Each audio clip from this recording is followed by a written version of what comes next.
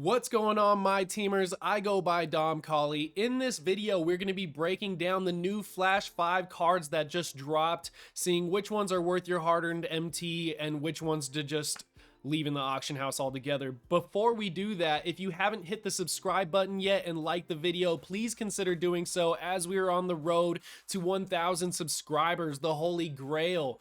Also, catch me live streaming every day, 4 p.m. to 9 p.m. Eastern Time, Monday through Friday. And without further ado, let's get into the video.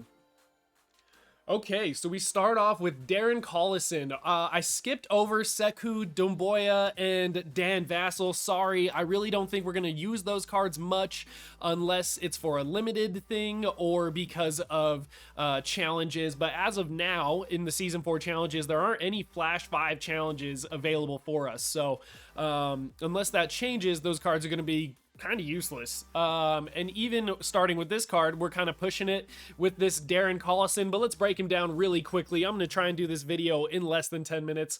So offensively a 94, defensively a 91. He's 6 foot tall, which is not good. It's you know, it's kind of thinking, I mean, it's his height, but when Allen Iverson is available, it makes him kind of an irrelevant card. 90 shooting three-pointer is kind of good.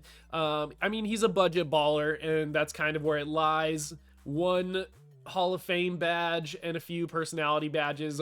Majority of them are upgradable, which is nice, but why would you do that? So anyways, that's Darren Collison. Don't really go for him unless you're on a budget and you need a budget baller, point guard to kind of fill your team. But offensively, he shines more than defensively, and we all know defense is where it's at in 2K22. Next up, we got Charlie Villanueva, a pretty big size big, another budget baller if you need like a center style player. I think he'll make more sense in the center position just because he's almost 7 feet, so he's almost a good center option for you there.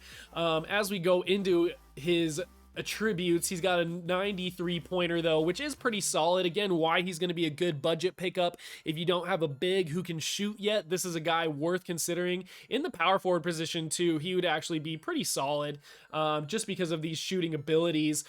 Moving down, he's a decently athletic guy. Inside scoring he lacks, which is kind of bad when we're talking about, you know what I mean, a power forward or a center. We have our defensive traits in here, which are okay. He's got, you know, he's solid in the interior and the perimeter. But again, another budget baller, potential big man that you might need going forward. Moving on to Lou Will, the best 6th man of all time. As you can see, 98 defensively. So I've heard some like, okay, well, if you have AI, why would you go with Lou Williams? He's just like a worse version of him. But I think you might put this Lou or Bob Sura. Sorry to get back to it, but yeah, I've been hearing Bob Sura is still a better option than this Lou Will. But looking at him defensively, he looks quick and he's got a 98 defense. So I think he is one of those guys that could potentially lock down some of these goated Allen Iverson cards like my own. If you haven't checked him out on my live streams yet, you should just see me dominate with him, aka lean on him, because that's how I get a lot of my wins nowadays. And just looking at this Lou Will, shooting wise, he's really solid across the board. A 93 mid and 93 three-pointer. Close shots, basically if he's shooting, he's good. A 98 offensive consistency is great. Like I said, he's a quick guy. 95 speed, 95 acceleration. His shot release timing is normal, which kind of stinks. That's what one thing you'd want to be quick, but is what it is there. So that's what kind of makes him a little bit lacking on the offensive end. But again, he's a defensive card. And as you can see here, interior-wise, that's not what he's there for. He's there to lock up your Steph Curry, Trae Young, Allen Iversons, when you don't really have the affordability to get those cards yourself and just play with those guys. So if you're trying to lock down those guys and play a better defensive game, this is not a bad card to go strategy wise. 95 steal, 95 defensive consistency. So as you can see, 98 offensive consistency, 95 defensive consistency. It is a good card. You could potentially shoe boost him up and get some good defense out of him. Great with the playmaking as well. Speed with ball is big. His ball handle is a little bit lower than I would assume, but that's, you know, is what it is. let's see, we can dive into his badges as well. He's got the Giant Slayer, Deadeye, Mismatch Expert, Sniper, Limitless Spot Up, which is upgradable as well. So shooting wise, he can be really solid for you. He's got the Hyperdrive as well. Where's that Rhythm Shooter? He's got Rhythm Shooter as well. So you can really use the Hyperdrive, Rhythm Shooter, handles for days, and then upgrade the Limitless Spot Up. And all of a sudden this card is kind of dirty from 3. So this Lou Will is a good budget baller card. I really like this card. I'm just going to say it. I like this card. This is probably the first card that I've liked so far, but I love Lou Will, man. So you just can't change my mind on that. But let's move on to another really good card here in this pack, or in these Flash 5 packs. Toni Kukoc, aka The Waiter, is a really good looking small forward. Why? Because he's 6'10" with a 7'2" wingspan. And he starts as a small forward, so that's his actual set position. So Croatian baller. Let's look at this guy's stats. 89 shot close, 89 shot mid, 89 3-point. So all things you can upgrade with this card to make him a little bit better. Obviously, his offensive traits are kind of what make him stick out. 95 offensive consistency, 95 hustle. He's not like the most athletic guy, but hey, it is what it is. Inside scoring wise, he can catch the ball in traffic with the 90 hands. Defensively, he's a solid player across the board, boostable as well. He's got a really good pass IQ. Playmaking wise, he's solid. His potential is a 94, and he's okay from the boards. But I mean, he's a small forward. He's a tall, small forward who can score. I think that's the main thing. And even though his defensive attributes, you could say, are lacking in some extent, he makes up for it by being 6'10" with a 7-foot wingspan. All right, so moving on to his badges. Finishing wise, he's all in the gold category. Shooting wise, though, he is in the Hall of Fame category with 4 badges: catch and shoot, corner specialist, set shooter, volume shooter. You wish blinders was upgradable. Clutch shooter is upgradable. Hot zone hunter, limitless spot up, rhythm shooter, sniper, all upgradable. Looks like Deadeye, he doesn't even have available, but you can obviously upgrade those badges. So if you're into upgrading badges on players and not just buying players with badges attached, not bad. You can also upgrade a good amount of his defensive badges. Ball stripper, chase down artist, clamps is big, interceptor's big, intimidator's the biggest. I think that's what we've all kind of figured out. Pogo stick I actually see a lot, probably because I hyper tap wire triangle a little bit too much for my own darn good, but hey, it is what it is. Tireless defender as well, can be a Hall of Fame. He's got no personality badges. He's, you know, but yeah, 56 total badges. So he's got a lot of badges, and a lot of those are upgradable. You could go from 6 Hall of Fame badges to 12, 13 Hall of Fame badges if you really cared about this Kukoc a lot. And yeah, I mean, I think this is a really good card, so I'm going to leave it at that. Toni Kukoc. All right, let's move on to Lamar Odom. A good card, but I think Karolinko is still going to be a better option here. This Lamar Odom, I feel like I'm waiting for a better Lamar Odom to come through even after that, but he is a 99 offensive. Again, he's a small forward at 6'10", makes him a big small forward.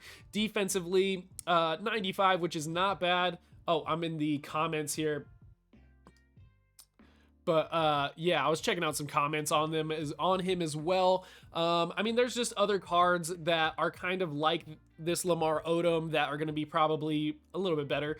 But looking at his shooting ability, he does have a 3-point ability with an 85, not the greatest. Again, you'd kind of want to badge that up. Offensive consistency is a 95. Athletically, he's a pretty athletic card, pretty much just an overall really good card is what we're looking at here.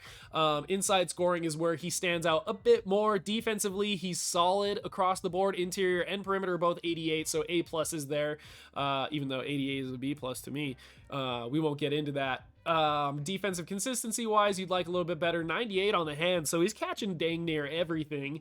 And moving into his badges, finishing badges and playmaking badges are kind of where he lingers as far as Hall of Fames.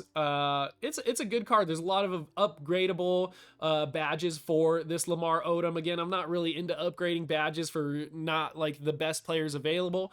I've really only upgraded my like Cliff Hagan, my Allen Iverson, a few other cards, you know what I mean? But yeah, he's got the Alpha Dog Expressive, Friendly, Keep It Real, and Legendary Work Ethic personality badges. So there's that. Man, true rating wise, 88 across the board. So like I said, he's like really solid across the board. If you really just need a tall small forward on your team ASAP, not a bad option. But yeah. Moving on to a card that I absolutely love is this Jeremy Lin card. 96 offensively, 99 defensively. He is a point guard and he's 6'3" with a 6'6" wingspan. So he's one of your taller point guards. Not the tallest, obviously, with LaMelo out there as well at the point guard position. Most people are really rocking with that LaMelo card. I'm still just in love with the AI myself. So this is a good tweener for me. But 99 defensively means he's going to be locking down a lot of those crazy shooters. My boy from Harvard, Jay Lin, as you guys can see here, let's get into some goodness. Super athletic card. The only thing he's not is like an extra strong card, but he's fast. He's got acceleration. I think I saw something else in his animations. Yeah, he's got the shifty dribble style, which makes him kind of wild. I don't think he has, yeah, he has the normal release timing, which if it was quick, this card would be cracked. But yeah, 91 shot 3-pointer. 98 on the offensive consistency. Perimeter defense, though, here, guys. You can make him a 99 perimeter defender with a shoe boost. So that's something to keep in mind, man. When you have those sweaty, shifty players, the Trae Youngs, the Steph Currys, the Allen Iversons that are all souped up, even this new Chris Paul that's coming out, this is lockdown status from the perimeter, period. Outside the arc, I would love to have this Jeremy Lin on my team. Help defense wise, he's smart. He's got lateral quickness, pass perception. He's got the 95 steal, 95 defensive consistency. So 98 and 95 consistency wise, 98 on the hands. He's gripping it down. 95 speed with ball. Yeah, the ball handle's not like tremendous, but he's shifty. He's got the shifty ball handle, man.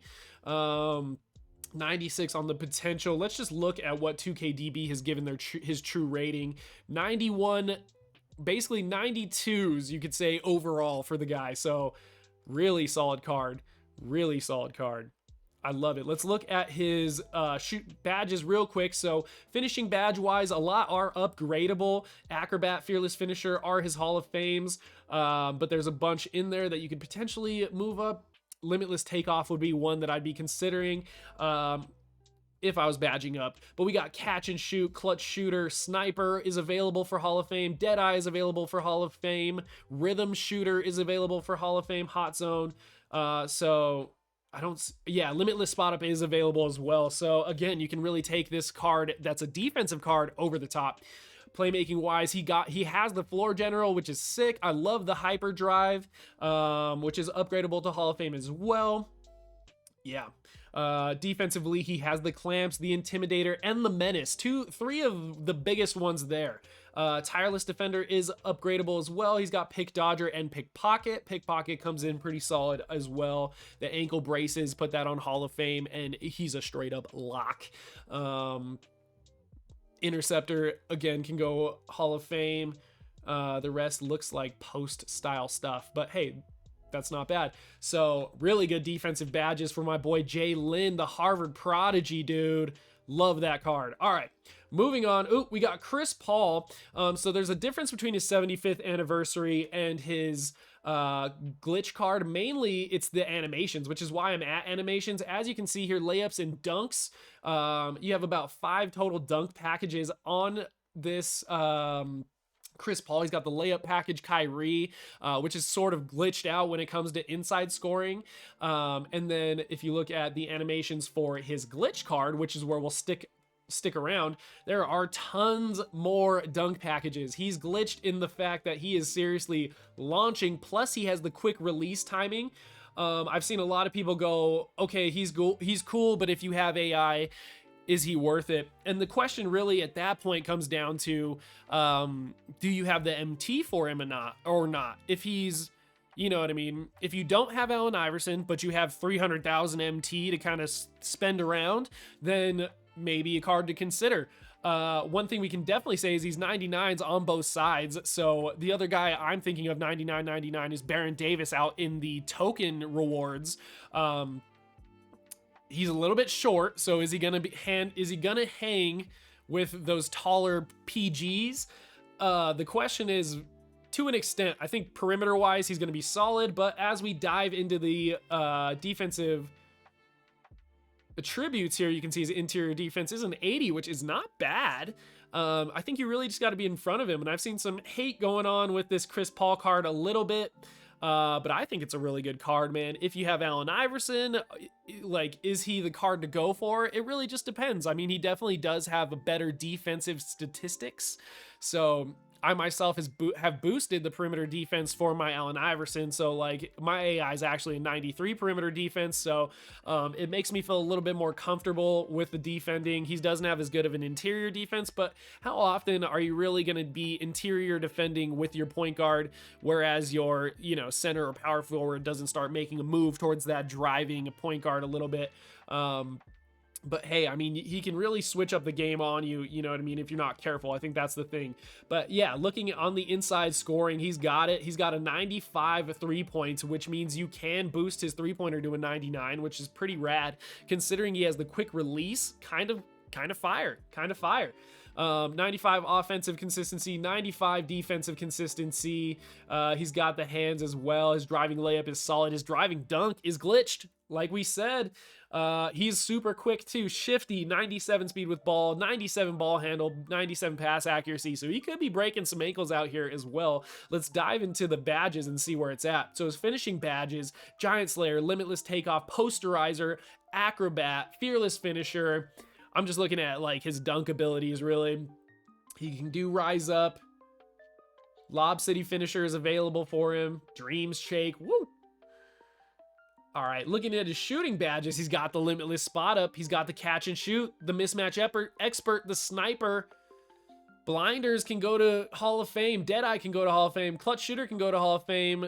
Difficult Shots, Green Machine, Hot Zone Hunter, Lucky 7, Rhythm Shooter, Set Shooter. These are all like baller badges to get to Hall of Fame if you want to. In pairing with this Hyperdrive handles for days, you really start breaking dudes down, dude. That snatchback triple is just available at that point. He's got the Dimer, the Floor General, and the Quick First Step when it comes to Hall of Fame already on him in the playmaking badges. Defensive badge wise, he's got the Ball Stripper, Clamps, Interceptor, Menace, Pickpocket. You love to see him. You wish the Intimidator was around. Where's the Intimidator? There it is. All right, so he does have the Intimidator that you can upgrade as well. You wish it was already kind of locked in there as an Intimidator, but you know, he can get it. All the rest are basically post-style badges that you could add on to him. So, yeah, the Tireless Defender and Intimidator, Off-Ball Pest as well, all considerable. Even the Pick Dodger. The Pick Dodger is pretty huge, especially with those pick-and-roll players who are constantly just getting on Curry, doing a Curry slide right, setting the screen, moving left, and then your guy just getting hung up, and then Curry making this, you know, spectacular three like he always does. So that Pick Dodger does come in handy. Personality badge wise, you see the Alpha Dog, friendly, legendary work ethic, and unpredictable. I don't know about that friendly, man. I think Chris Paul is kind of a mean guy. But me and Chris Paul share the same birthday, so I shouldn't be that mean to him. Because you know what I mean. That's what it is. All right. So, moving into our last players here, we got Joel Embiid. We're going to do a little bit of a side-by-side with Joel Embiid and Yao Ming also because, dude, I'm grinding to Yao Ming right now. Of course he's free, which is your ultimate argument. Like, okay, but Yao's free. But this Joel Embiid may be the best center in the game. He's got a 7'5" wingspan. He is a 7-footer, which is like just the requirement to me. But as you can see in his hot zones, he's only lacking in those 2 hot zones. So he's pretty much good from the corners for sure, up top and top right. So you just got to remember where you got to shoot in the hot zones, but he can hit those. And that's definitely something Yao lacks a little bit. He's got the 97 offensive, 99 defensive overall. He's a big, strong dude, man. It's Joel, dog. Looking at his attributes, 95 shot close, 95 offensive consistency. He's got an 88 3-pointer, which is an A+ to 2K. And obviously that's upgradable as well. So basically, if any player has an 88 3-pointer, they can hit those. If they're open, they're going to hit those. That's pretty much what that means. Speed and acceleration wise for, again, a center type player, is he? Yeah, he's just a true center. So, yeah. For a center, that's really good. 90 vertical, 92, 94, 92 strength, 94 stamina. The vertical is huge, man, because, I mean, that's a big vertical for an already big player, dude. So going up and getting those boards, man, he's going to get those. Inside scoring-wise, you know he's going to be a beast. He doesn't have the driving layup as much or the driving dunk as much that you would think. But, again, he's such a big guy with a big vertical. He's gonna get there. Plus the 95 standing dunk. If he's hanging out, he's going to jam. 96 on the draw foul is huge too. You could potentially boost that all the way up to a 99, and basically every time he goes up for a shot, even if he misses those contested layups, he's likely to get a foul. 96 on the post moves, which is solid for the post players out there. He's got the post hook, he's got the post fade, his hands are lacking a little bit, like inside passing to him. You would want that to be like a 95, honestly, but I think that car would just be too OP at that point. That's what they're thinking. 95, though, on the interior defense, 80 on the perimeter, so he can go out there and defend with those shooter, 3-point shooter guys, the Kristaps, Porzingis, you know, those type of guys. Help defense-wise, he's solid when the switches come around. Pretty good lateral quickness, pretty good pass perception, pretty good steal. 94 block is solid. You could boost that up to make it a little bit better. 90 consistency on the defense.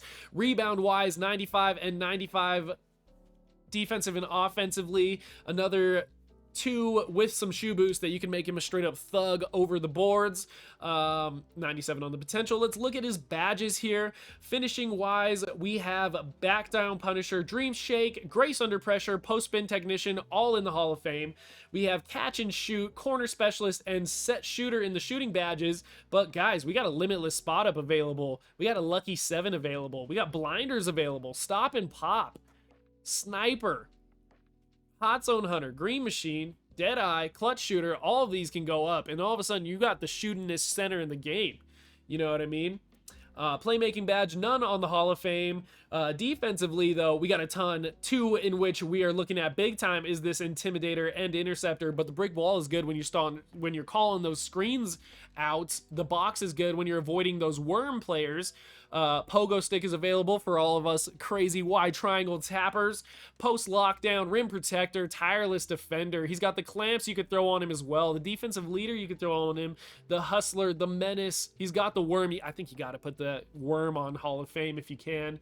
If you got it, you know what I mean? Because this Embiid is a player. If you got him, if you get this Embiid, you're going to be using him all the time. Yao isn't even going to be a player you're considering. But let's do a little side-by-side with him and Yao just to look at their true ratings real quick. 92 overall, 92 overall for Embiid. So if we're looking at true overall ratings compared to Yao here, you can right away see 88 and 87. It's looking like that Embiid is the superior shooter. Also, hot zones wise for Yao, he does not have any hot zones outside the mark, but I've seen him hit those shots, so it's not to say that he can't. Yao is just super duper tall, man. He's 7'6". He's got a 7'9" wingspan. So even though Yao doesn't have like the you know what I mean, the vertical, the driving layup, the driving dunk, you know what I mean, he's a set guy who is if in position, killer. But yeah, 17 total Hall of Fame badges, 18 gold. Comparing to Joel Embiid, I think he's got a lot more. Yeah, as far as gold badges are concerned, he's got more. Plus, a lot of them are upgradable. So if you guys pack that Joel Embiid, then dude, you got probably the best center in the game right now. But if you can't get Joel and he's just dummy expensive, which we're kind of all expecting, go for Yao, and Yao's not a bad option. Yao can still hit the triples if he's open. He's got like a 79 three-pointer, I believe. Looking at him side by side here. You get my point. Like, a lot of these... Yao has way better hands, which I look at and think... Everyone looks at and thinks that's not important, but it kind of is important. And the post hook, you know what I mean? Where he's lacking is like a driving dunk. He's not going to drive. Like, Yao is slow, bro. We all know this. So that's not a big thing. Speed with ball, same thing. You know what I mean? Where Yao is lacking is not where you would ever expect Yao to be a thug. So is what it is there. And guys, we are finally here. I don't know if I stayed in my mark time-wise. There's a lot of cards to go over here. But we made it to the GOAT. And also, shout out my guy Bladed Jets on my chat in previous live streams because he actually said this like a few days ago. He was like, man, we need a Galaxy Opal MJ. And lo and behold, the next packs that get dropped include Galaxy Opal Michael Jordan. And let's just look at him real quick. He's obviously a shooting guard, 6'6". It's MJ, 6'11" wingspan, 99 defensive. And he's the mid-range monster. We know this. His three-point shooting is an 86, which means, you know, he's got to be a little bit open, or you got to green that thing. Depending on his hot zones, which is, you know, if he's in the corners or up top, he still might hit that. But you got to get a shoe boost in there if you want him to be an over-the-top three-pointer. Get him cracked on the flash card, you know what I mean? But his close shot, his mid shot, his offensive consistency, his vertical, his speed, his stamina, you're looking at it right here, 95s across the board on his athleticism besides his strength, which if he's driving to the rim open, it ain't gonna matter. He's gonna be above anyways. He's gonna be flying, man. He's MJ. Inside scoring wise, he's got the layup locked. He's got the driving dunk locked. He's got the hands so he can make those catches in the tight zones. A 95 perimeter defender, which means you can have him locked down. The other guy who's like that is that Jeremy Lin, but he's not as tall. Interior defense wise, he's okay. If you're in good position, you can still get there. He's got good help defense. He is a super quick lateral mover. He's got the pass perception, the 95 steal, the 95 defensive consistency. He might get a block here and there. And 94 speed with ball. So, dude, he's just so athletic, dude. He's so athletic. 99% potential. Of course, he's the GOAT. Let's move on to his badges. We can see Acrobat, Fast Twitch, Fearless Finisher, Limitless Takeoff, Posterizer, all Hall of Fame. Almost all of the finishing badges are available to add up to him as well. I mean, he's got pretty much everything. Maybe you do a Lob City Finisher and just make him a goated alley-ooper. I mean, the sky's the limit for his finishing abilities. Shooting wise, he is lacking in the Hall of Fame badges a bit. He's got the difficult shots, the rhythm shooter, the sniper. I don't see a limitless spot up available. Oh, yeah, it doesn't look like his limitless spot up is upgradable beyond like maybe the bronze. So, I mean, he's not going to be your three-point GOAT. That's going to be your Klay Thompson if you got Klay Thompson. And these are this is comparable to that Klay Thompson, but obviously this MJ is goated on the defensive badges. So all gold on playmaking badges, but you can put that hyperdrive on Hall of Fame. You can do some playmaking badges to make him a little bit more cracked as well. But defensively, guys, this is where that GOAT shows up. Ball stripper, clamps, interceptor, intimidator, menace, pickpocket, tireless defender. I mean, he's got it all, man. He's got everything you need. He's even got the pogo stick. He's got the off-ball pest. Make him the defensive leader. You might as well. He's got the 99 defensive. He's the alpha dog. He's expressive. That's MJ, man. Definitely a card I don't ever see myself getting and playing with a ton because he's just going to be so expensive in the auction house. I can say now that point guard LaMelo Ball should be going down, that Kirilenko should be going down in price, that Porzingis going down in price. So all those previous Beasts cards that you were thinking like, these are too expensive, but I wish I had them, you know? Now those cards might be available, but let's just break it down really quickly. Are any of these cards worth getting? Joel Embiid, if he's less than 200,000 MT, I might consider getting him once he reaches that mark. But again, I'm still going for Yao, so he's still the best center in the game, though. So yeah, I mean, if you have 300,000 MT to blow, he's probably going to be around and available. Same with that Michael Jordan. If he's around for less than 300,000 MT, you know, for the next 3 weeks, maybe, I'd say go for it. If you got 1 million MT, why not spend it out, man? This MJ is going to be a GOAT for you defensively. Oh man, if we get a Galaxy Opal Scott Pipp in the future, woo, what a pair those guys will be once again, man. Of course, you got to get the GOAT if he's available, if you can afford him. Of course, you got to get Joel Embiid if he's available, if you can afford him. But eventually, when the Dark Matter start coming out, you're going to have to quickly sell that player back. That way you don't lose all of your MT. In my opinion, of course, I do the no money spent thing. So very important to try and get like a good MT base. The glitched Chris Paul over the NBA 75 Chris Paul, for sure. Go for the glitched one, in my opinion. Is he worth it? The question becomes, do you have Allen Iverson? If you don't have Allen Iverson, heck yeah, he's worth it. Can you afford him? I don't know. If he goes for less than 150,000 MT and you got that to spend, go for him. If you don't, and you know what I mean, you don't have a really solid option for a point guard, go for Bob Sura. Go for other players that might be able to lock it down. I think Jeremy Lin is going to be hecka expensive as a pink diamond because it's such a goated defensive card. Because, man, it's the Harvard prodigy Jay Lin, dude. And he's got the limitless spot. He's got so many good badges attached to him. This glitch Jeremy Lin is probably one of my favorite cards that I broke down so far. So is he worth it? Yes, if he's less than 100,000 MT, in my opinion. Once he goes below 100,000 MT, I might consider adding him to the team. Maybe as a shooting guard, if I'm being honest, because I still love my Allen Iverson, but he's a taller lockdown version. So a really good card, especially if you can't afford that Chris Paul. Lamar Odom, I'm not getting him. I don't really think he's worth getting, just saying. Toni Kukoc is a great budget option. I say he's a full send. If you can get him for, I mean, if he goes for less than 30,000 MT, go for him. I think he's an amazing card. Offensively, he's great. Defensively, he still can hang out. And he's 6'10", so he's going to be locking down to dudes who are always shorter than him at the small forward position. I mean, beyond like a couple different guys, you know what I mean? There's only a few guys who fit that role. Lou Will, I love Lou Will as a good budget option. If he is going for less than 10,000 MT and you don't have a point guard to lock down these absolute locks from beyond the arc, get that Lou Will. I think Lou Will's a great card. I approve of Lou Will, dude. Charlie Villanueva, unless there is a challenge available, no way.